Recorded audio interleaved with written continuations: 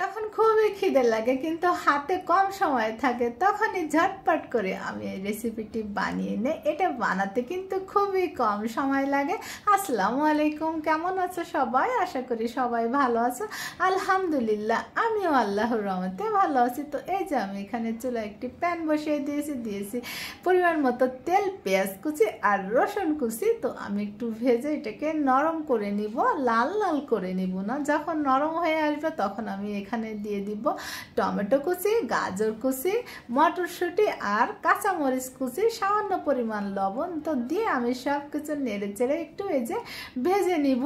যখন সব কিছু ভাজা হয়ে যাবে তখন আমি এখানে দিয়ে দিব 2.5 কাপ পানি। তো 1 প্যাকেট নুডলসের জন্য কিন্তু 2.5 কাপ পানি পারফেক্ট। তোমরা চাইলে কিন্তু এখানে পানির পরিমাণটা বাড়িয়ে দিতে পারো। আর আমি এখানে 1 প্যাকেট নুডলস নিয়েছি, তো এই যে নুডলসটা আমি একটু ভেঙে দিয়েছি, দিয়ে একটু মিশিয়ে নিব। আর এখন এখানে দিয়ে দিব 1/2 চামচ গোলমরিচের গুঁড়া। গোলমরিচের গুঁড়োটা অবশ্যই দিলে স্বাদটা কিন্তু ভালো আসার দিয়েছি। এখানে সয়া সস 1 চামচ, টমেটো সস 2 চামচ আর এই যে নুডলসের মশলা প্যাকেটটার আমি পুরো মশলাটুকু দিয়েছি। দিয়ে একটু নেড়ে চেড়ে মিশিয়ে ঢাকনা দিয়ে ঢেকে আমি রান্না করে নিব। তো ঢাকনাটা তুলে যে আমি একটু নেড়ে চেড়ে দিচ্ছি, দেখো এখনো কিন্তু সিদ্ধ হয়নি। তো আমি একটু নেড়ে চেড়ে মিশিয়ে আবারও ঢাকনা দিয়ে ঢেকে এটাকে রান্না করে নেব।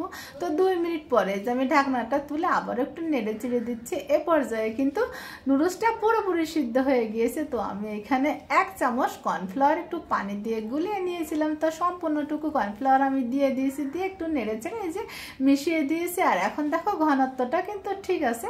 তো আমি এখন দিয়ে দিব এখানে 1 চামচ টমেটো সস। তো দিয়ে আমি আবারও একটু এখানে নেড়ে চেড়ে মিশিয়ে দিই। এখন এখানে দিব ধনিয়া পাতা। যাদের কাছে ফ্রেশ ধনিয়া পাতা আছে তারা ফ্রেশ ধনিয়া পাতা দিলে স্বাদটা কিন্তু ভালো আসে।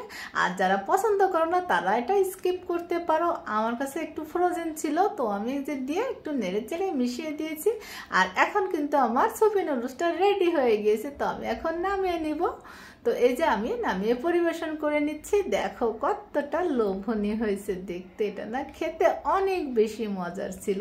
তো যখন হাতে খুবই কম সময় থাকে তখনই আমি ঝটপট করে এই সুপি নুডলসটি বানিয়ে খাই। তো আমার মতো কে কে তোমরা এরকম সুপি নুডলস খেতে পছন্দ করো? আমার তো খুবই পছন্দ।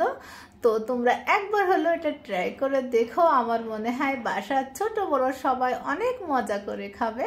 তো আজ এই পর্যন্ত, সবাই ভালো থেকো, সকলের জন্য আমার দোয়া থাকবে। আর আমাকে একটু তোমাদের দোয়াতে রেখো। আসসালামু আলাইকুম।